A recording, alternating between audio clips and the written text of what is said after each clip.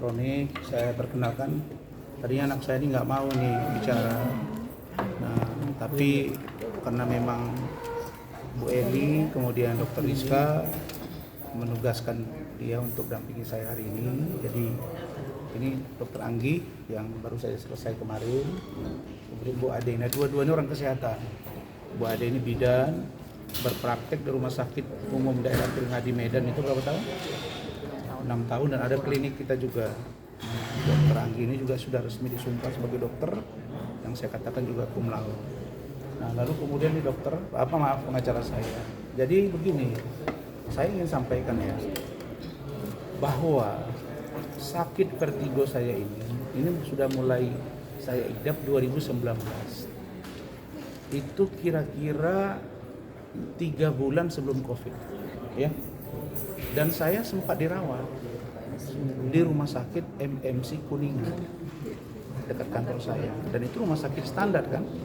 Saya dirawat di situ, kalau saya nggak salah 4-5 hari. Disitulah saya didiagnosa vertigo berat ibaratnya. Lalu kemudian sebelum saya didiagnosa terkena vertigo berat, saya ini sudah ada GERD. Itu sudah diendoskopi di rumah sakit Island Hospital Pineng. Ini enggak bohong ini. Nah, dokter yang menangani GERD saya itu adalah Profesor Dr. Aziz Rani, MMC Kuningan. Dan dia ini adalah salah satu dokter kepresidenan. Dan itu bisa dilihat rekam medisnya, jadi tidak ada yang kita bohongi. Nah, karena vertigo saya ini berat, saya disarankan juga ke dokter saraf.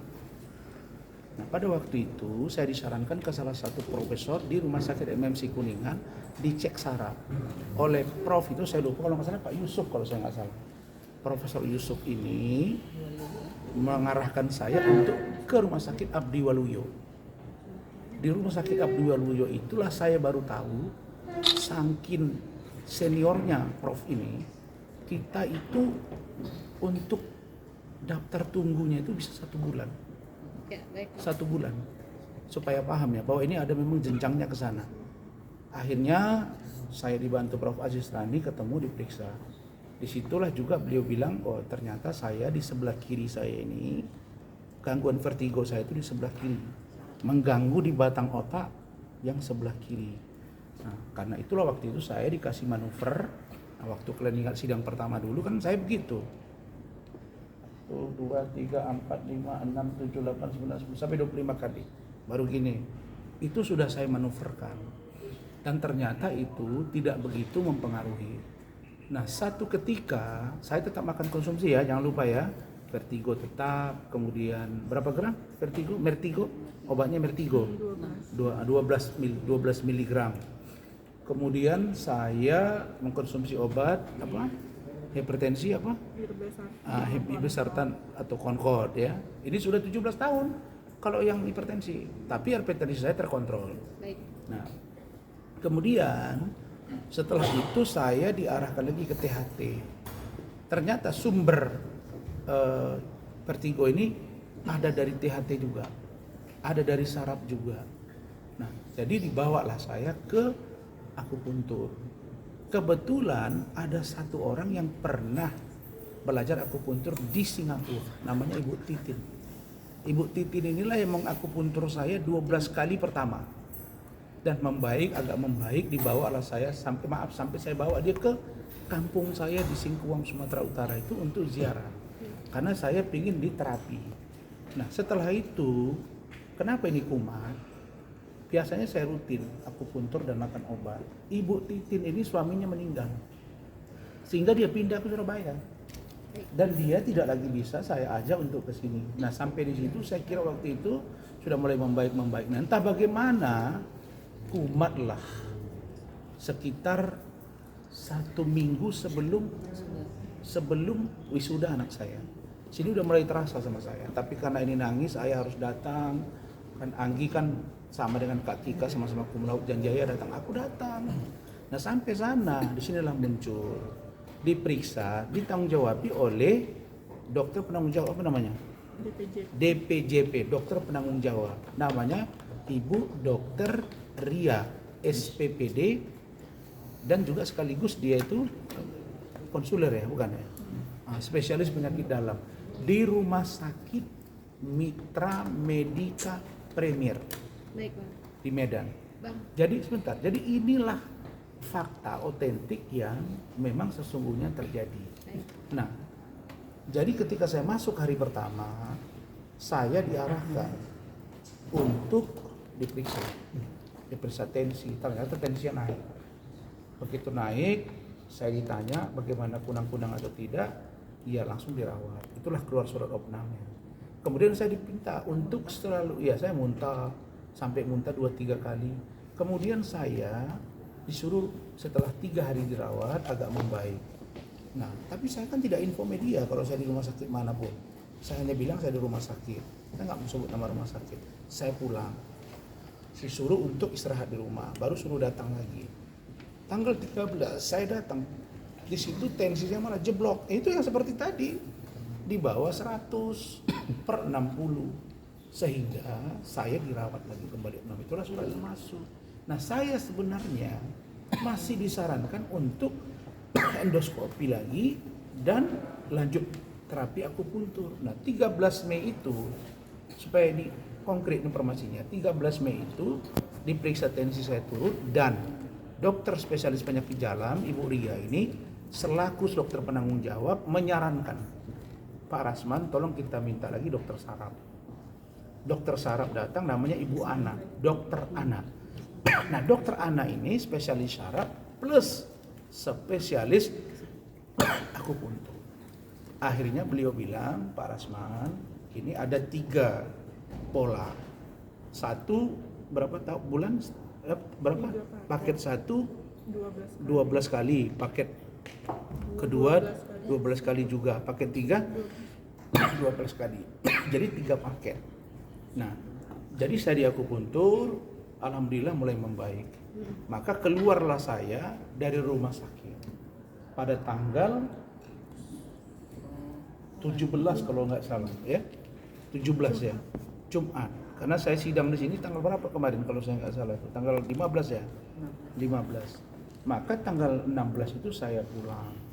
Di situ masih ada surat bahwa saya ini harus istirahat kontrol, tapi karena ini atensi masyarakat, kemudian cuap-cuap, dan saya juga udah koordinasi dengan JPU, dikira pula nanti saya takut, ya saya datang. Tapi saya kan harus maksimal membela diri saya dan mempertanyakan apa yang juga harus saya tanya dan apa yang harus saya jawab di persidangan ini. Nah, jadi tadi sebelum dimulai sidang, itu dokter tuh sudah ada di sini, si Astrid itu. Jadi bukan serta-merta ditunjuk jaksa di sini, bukan. Dia sudah duduk dekat anak saya dan saya sudah tahu dia dokter. Dan tiba-tiba saya dibawa ke sini. Sampai di situ saya belum makan. Diajaklah saya ngobrol-ngobrol, ngomong sama anak saya. Lah, terus mau ditensi. Ditensi, dibawa tensinya. Dia pengen lepas. Dia pengen lepas. Tidak berfungsi. Terus dipaksa lagi, Allah terus pegang bu dokter. Kami udah senyum-senyum aja nih. Bukanya begini, terus akhirnya dipegang sama dia. Saya nggak bisa, nggak dapat ya, tertulis error. Ngomong Bu Ade, minta ganti dong ke rumah sakitnya. Pergilah dijemput, kita tunggu. Kami sambil berdiskusi, saya tanya, Astrid, kamu dari mana? Saya dari UKI bang, dok praktek di sini. Spesialis apa umum? Masih umum. Lah yang nangani saya spesialis, dia umum. Oke lah, saya padai juga sama dengan anak saya, mereka bicara. Yang terjadi dia datanglah satu lagi, nurse itu ya membawa tensi ya, nurse ya. Tensi. Nurse ini tensi lagi. Tensinya cuma begitu. Pertama cek lepas lagi, yang kedua pegang, baru kemudian dia pegang ya di atasnya 100, bawahnya berapa? Enggak tahu. Lah. Bagaimana ceritanya? Di atasnya tahu, bawahnya tidak tahu. Saya punya tensi di situ kalau mau mereka tensi. Jadi maksud saya, kita kan tidak boleh memaksakan orang yang sakit. Pertanyaannya, kasus ini sekali lagi ini kasus remeh-temeh. Untungnya pun gak ada bagi saya kalau ini diperlama-lama. Tapi saya ingin maksimal. Karena saya ingin membuktikan bahwa saya tidak bersalah. Nah itulah dari saya. Silakan tim hukum saya, Pak Lecu. Sebentar, Pak Lecu. Ya.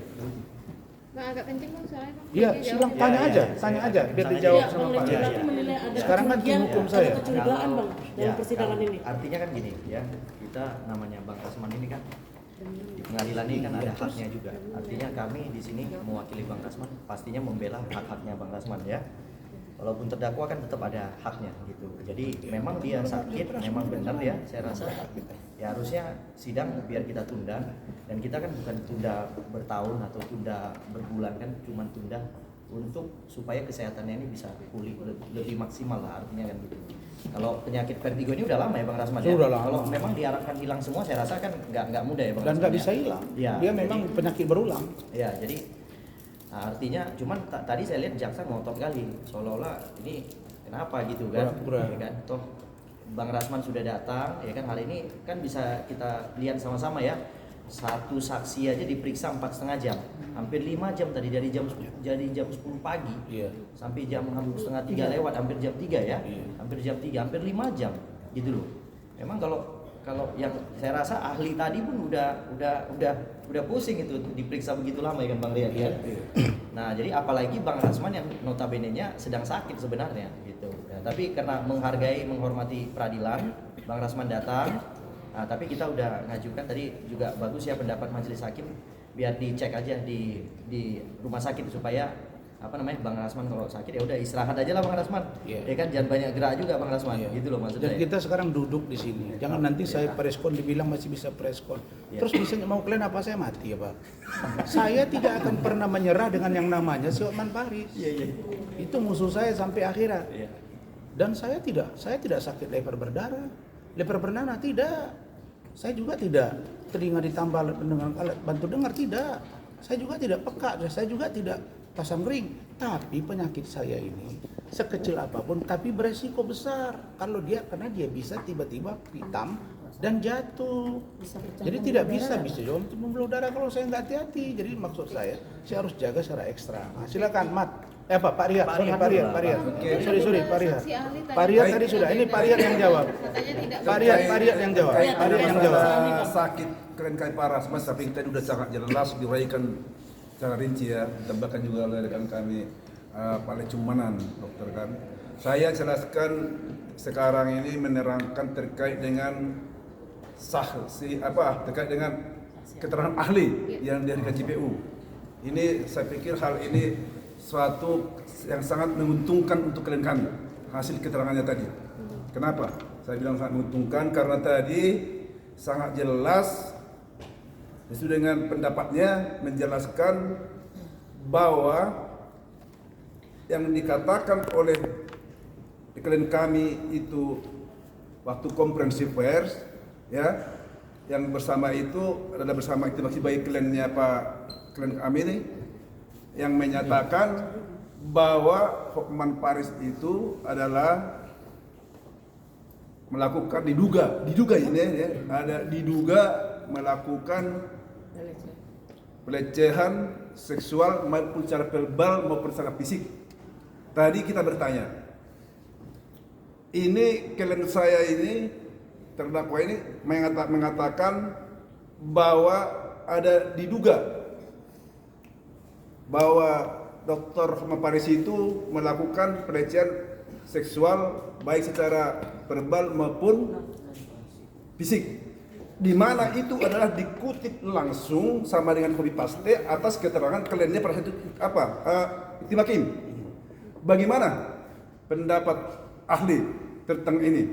Tadi sangat jelas dijawab, bagus sekali jawabannya, bahwa yang menjadi bertanggung, kalaupun itu tidak benar ada pencemaran di situ, karena tidak benar itu apa yang dikatakan oleh Tim Hakim, yang bertanggung jawab hukum terhadap itu adalah sumber yang mengatakan itu. Itu jelas tadi itu adalah Tim Hakim, arti sumbernya bukanlah klien kami, karena kami itu cuma menyampaikan apa yang didapat keterangan seutuhnya daripada kliennya pada saat Tim Hakim. Ini sangat menguntungkan, artinya kalau seperti ini bahasa dugaan ini memang tidak bisa dikatakan ini menuduh. Tadi kita perjelas juga itu, karena sempat tadi ada bahasa dugaan itu sama menuduh. Kita pertegas di mana tertulis di kamus bahasa Indonesia apa itu.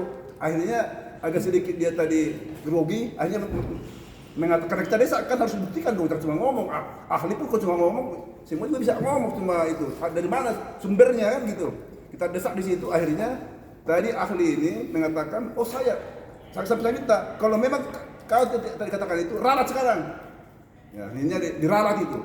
Artinya udah jelas bahwa bahasa dengan kami ini diduga atau menduga itu adalah tidak terpenuhi unsur yang didakwakan oleh para jaksa penuntut umum. Itu adalah berita gembira pada hari ini dalam persidangan ini yang bisa saya sampaikan, mungkin disampaikan oleh rekan-rekan yang lain. Terima kasih dari saya, Lihat Tawara. Tadi kan sempat juga Bu Ida sebelum Rahmat. Tadi sempat juga Ya, tegang Bu Ida yang sidang jawab. sampai sekarang. Bu Ida yang jawab sebelum Gimana? Rahmat. Siapa? Bunda Neti. Bunda, Bunda penting Neti, sidang Bunda Neti kan dulu, ini. Bunda Neti. Ya. Bunda. Maksudnya apa tadi bertegang? Iya, sempat bersih tegang dari awal persidangan sampai selesai, sempat Begini, saya maaf kemana-mana ikut bersidang.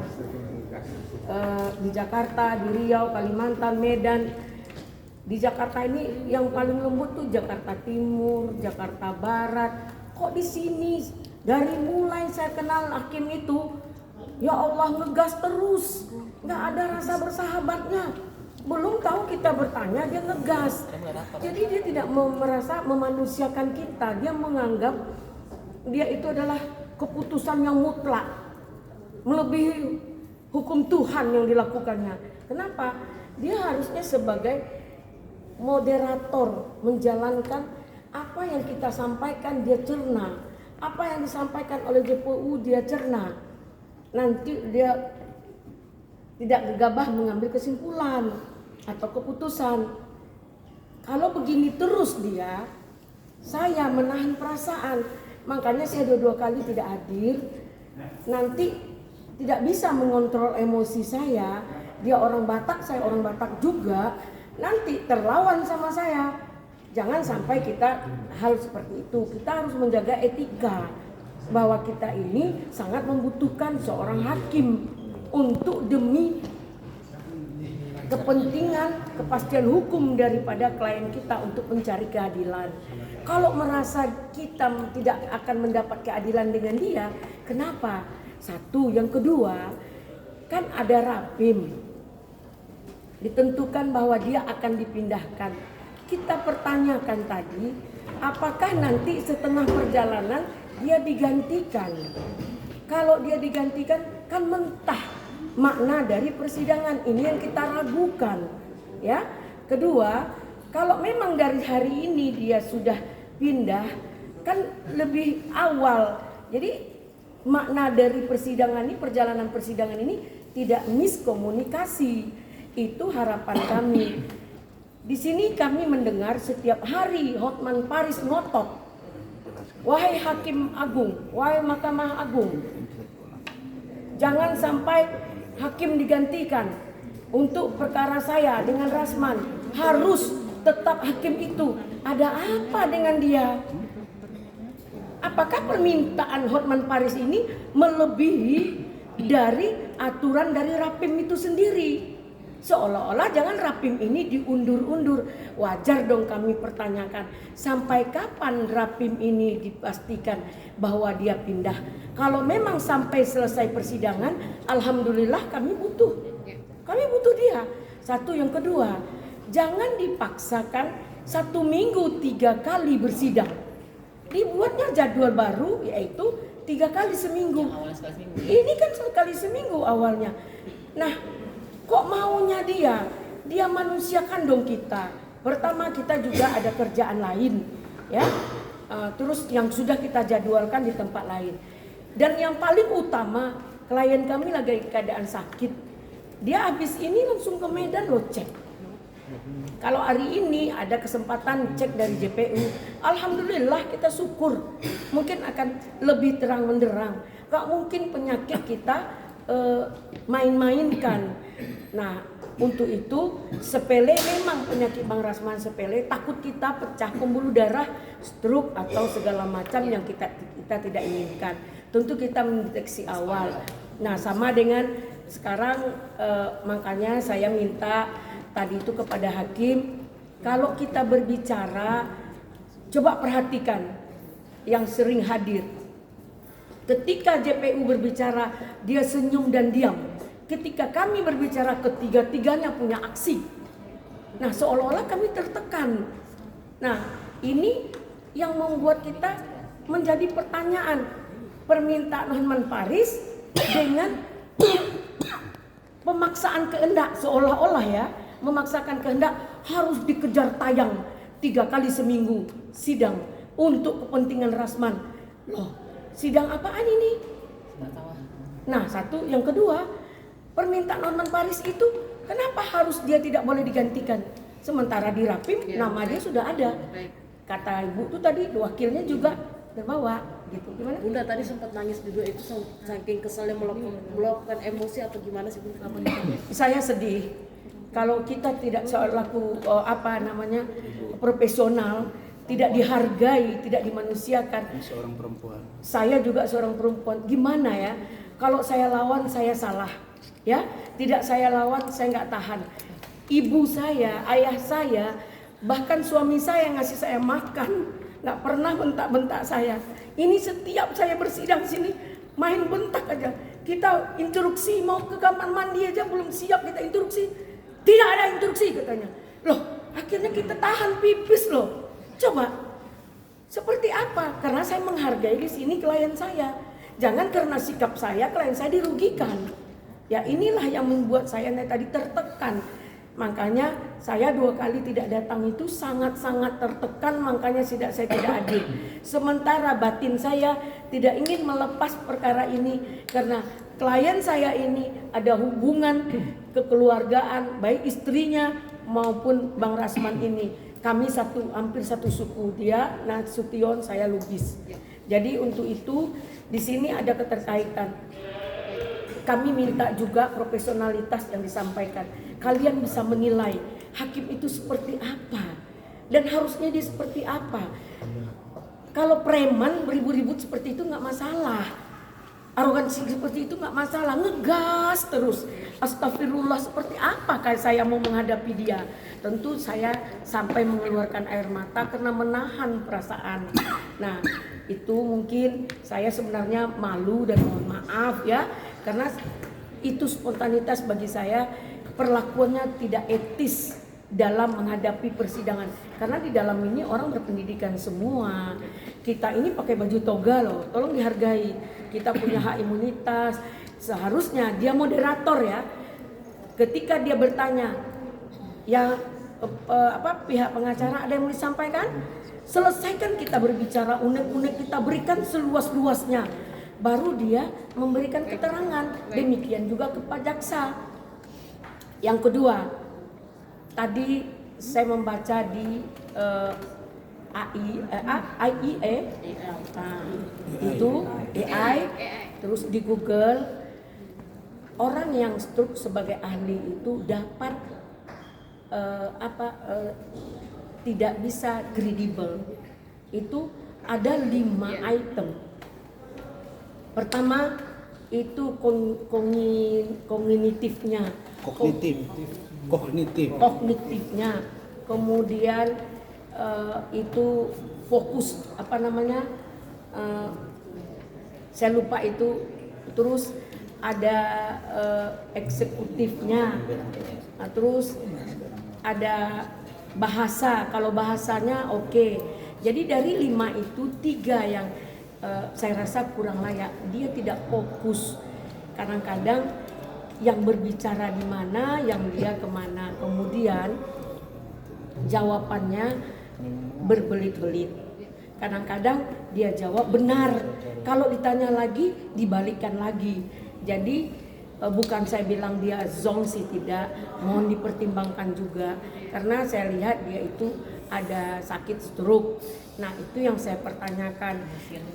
Dan dia juga emosian. Masa seorang ahli panggil kau sama klien kami, dikau-kaukannya gitu. Jadi ada kepatutan dan kepantasan. Kita ini tidak moral saja yang harus kita pikir, etik itu dan etika itu harus kita tegakkan dalam menjalani apapun. Mungkin itu yang bisa saya sampaikan, mohon maaf. Oke. Nanti Rahmat closing statement. Silakan Pak Irwanto. Rahmat closing statement ya, Mas. Biar Rahmat yang ramu semua. Oke. Ya tadi Cerita. awal ya tadi. Ya. Tadi Pak Irwanto ini sudah datang balik ya, kemarin tuh dia sibuk, sekarang beliau aktif lagi. ya tadi sebenarnya saya mengawali ya. Tadi dia sambut dengan dia mengatakan checking itu. Padahal tadi hanya nama dia yang saya sebut. Jadi di Rapim itu ada angka 60, itu ada nama dia ketua majelis. Makanya yang saya sampaikan seperti itu. Nah, cuman tadi ketika saya mau melanjutkan, kan keburu di sebelah saya ada menangis. Jadi saya tidak mau melanjutkan lagi. Tadi sebenarnya saya mau melanjutkan, kalau memang ketua majelis mau melanjutkan dengan dia katanya belum ada diperintahkan, dia pindah, ya kami sebenarnya pengen minta penetapan.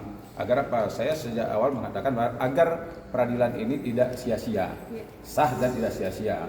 Nah kalau seandainya saya melihat Ada kepastian hukum ada ya. ya, jadi kalau saya melihat ya ketua majelis khususnya nih ketua majelis bersikap seperti ini, sekarang begini di dalam hukum itu artinya Bang Rasman ini harus bisa dipastikan dia mendapatkan putusan yang adil. Itu jaminan pengadilan ya bagi para pencari keadilan, dipastikan dia harus mendapatkan putusan yang adil. Tapi kalau tata caranya sudah seperti ini, memaksa orang sakit untuk sidang 3 kali seminggu, begitu mengatakan sakit masih maksa seperti ini, nah bagaimana? Sedangkan kalau hukum acaranya saja, pemanggilannya, laporan, tuntutan semua sudah benar, belum tentu terdakwa itu mendapatkan putusan yang adil. Nah apa kabarnya kalau seandainya posisi Bang Rasman seperti ini, hukum acara itu tabrak sana tabrak sini. Nah tadi ketika ada rekan kita menanyakan hal idealnya harusnya diperiksa ini dulu, oh itu terserah jaksa katanya. Tapi ketika itu kewenangan jaksa, dia ikut campur. Nah, jadi itu aja mungkin saya sampaikan sekali lagi. Saya akan juga bicara sama Bang Rasman. Ini harus langsung ke pengadilan tinggi kita Bang. Iya. Ya, ini harus kita kejar pengadilan tinggi. Baik, terima kasih. Silakan. Baik, Ahmad yang terima kerinci. kasih teman-teman media. Pertama gini, terkait dengan kondisi kesehatan Pak Rasman. Saya sampai dengan hari ini sudah hampir 4 tahun bersama dengan Pak Rasman. Saya dengan Pak Rasman sudah beberapa kali menangani perkara yang berat-berat. Dan memang sejak saya bergabung, Pak Rasman itu memang tidak bisa berpikir terlalu keras, berpikir terlalu lama. Itu kondisinya memang dari dulu. Ada satu perkara waktu itu kami tangani di Medan, yaitu perkara antara gugatan Bupati Padang Lawas melawan Gubernur Sumatera Utara, yang memang itu adalah perkara yang sangat sulit dan rumit gitu. Di perkara itu, di setiap persidangan, di setiap turun ke Medan, Pak Rasman itu selalu membawa ibu apa namanya? Titi. Ibu Titi. Gitu. Ahli akupuntur. Ahli akupuntur. Jadi sebelum dan selesai sidang, Pak Rasman itu pasti dicucuk kepalanya pakai jarum, belakangnya semua gitu. Artinya memang kondisi ini sudah lama, kan gitu kan. Nah, mengingat kondisi tadi, sebenarnya saya sudah sejak awal persidangan sudah mengingatkan Pak Rasman. Mintakan aja Pak sama hakim untuk persidangannya sampai setengah hari aja. Pak Rasman bukan orang yang menghindari persidangan ini, tidak. Kita sangat siap untuk mengikuti persidangan ini, tapi karena kondisi kesehatan menjadi tidak memungkinkan jika pelaksanaan persidangan dilaksanakan sampai 1 harian. Gitu. Jangan kita menganggap remeh tentang persidangan ini.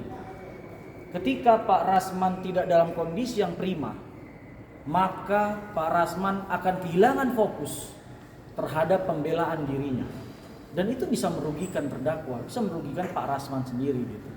Makanya sudah sangat elok tadi persidangan diskors dan ditutup dan tidak dilanjutkan lagi kepada ahli berikutnya.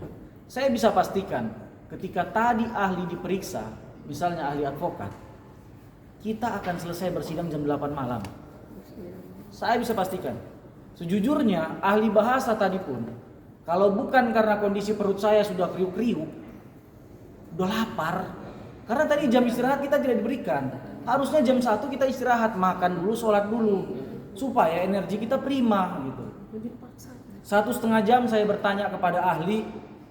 Pertama, di persidangan di Indonesia secara hukum memang tidak diperbolehkan minum.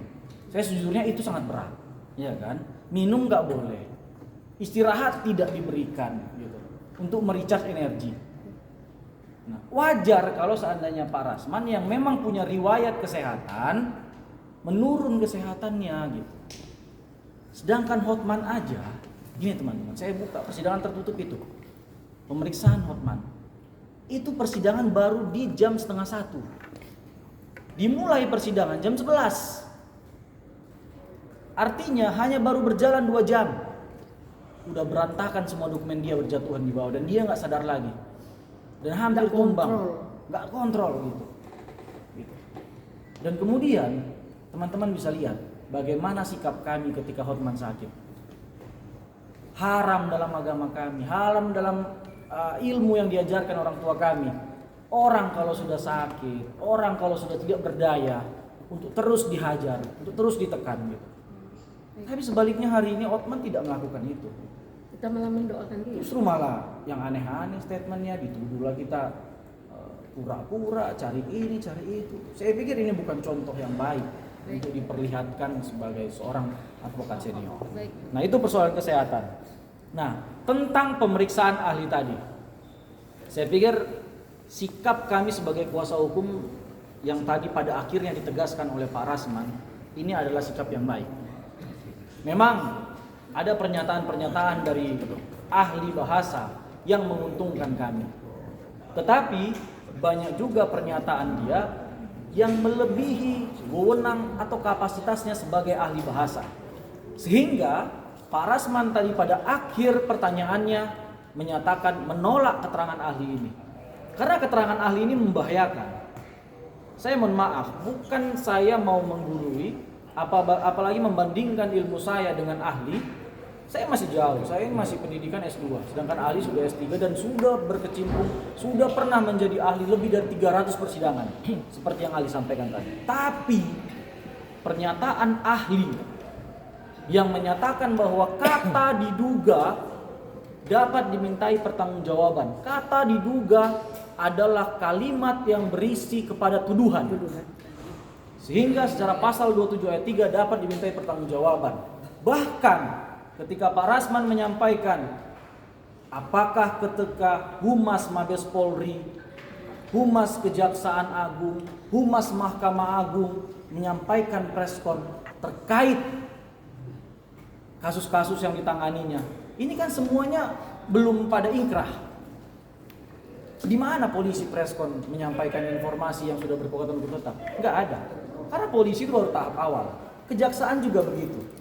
Semua lembaga ini, semua humas-humas ini selalu menyertakan kalimat diduga. Kemudian seenak otak berpikirnya menyampaikan bahwa mereka itu dapat dimintai pertanggungjawaban kalau ada yang melaporkan. Saya pikir habis ini bahaya humas-humas ini. Bisa dilaporkan, bahkan kami sebagai pengacara ini ada ilmu baru gitu. Karena selalu setiap klien kami ditangkap, mereka akan preskon dan menyampaikan kalimat dugaan itu. Diduga klien kami melakukan pelecehan seksual, diduga klien kami melakukan pemerkosaan, diduga klien kami melakukan pencurian. Dan jangan salah teman-teman, semua hal yang sudah dipreskonkan, disampaikan di media oleh polisi-polisi tersebut, oleh jaksa tersebut, banyak yang putusannya tidak bersalah, bebas gitu. Kemudian itu bisa dimintai pertanggungjawaban. Inilah kondisi yang saya lihat tadi. Sebenarnya ahli pun sudah tidak dalam kondisi yang prima, sehingga jawabannya mulai tidak konsisten, kan gitu. Sebenarnya kalau secara ilmu kebasahan ada yang namanya velocity condition, ada kondisi kepatutan di mana seseorang itu tidak akan dipidana, tidak akan bisa dimintai pertanggungjawaban secara hukum. Pertama, advokat yang menyampaikan keterangan kliennya berdasarkan surat kuasa. Pertama. Kedua, juru bicara. Oh gitu. Baik. Saya pikir ini closing statementnya adalah bahwa menjadi penting untuk kita pahami bersama keterangan yang disampaikan oleh ahli tadi. Ahli tadi menegaskan ini. Sebentar Bang, paling 1 menit closing statement ya. Sepanjang mampu dibuktikan bahwa apa yang disampaikan dari Ikrimah, maka yang bertanggung jawab ada Ikrimah. Di sini saya menyatakan bahwa kami akan membuktikan pada saat materi pembuktian nanti. Dan pada akhirnya keyakinan kami putusan dari perkara ini akan onslah. Kalaupun memang Pak Rasman benar mengupload, tetapi itu tidak dapat dimintai pertanggungjawaban pidana. Itu. Baik, terima kasih ya. Belum tahu. Sidang selanjutnya menunggu panggilan dari jaksa. Dan melihat Pak Bang, bentar dong.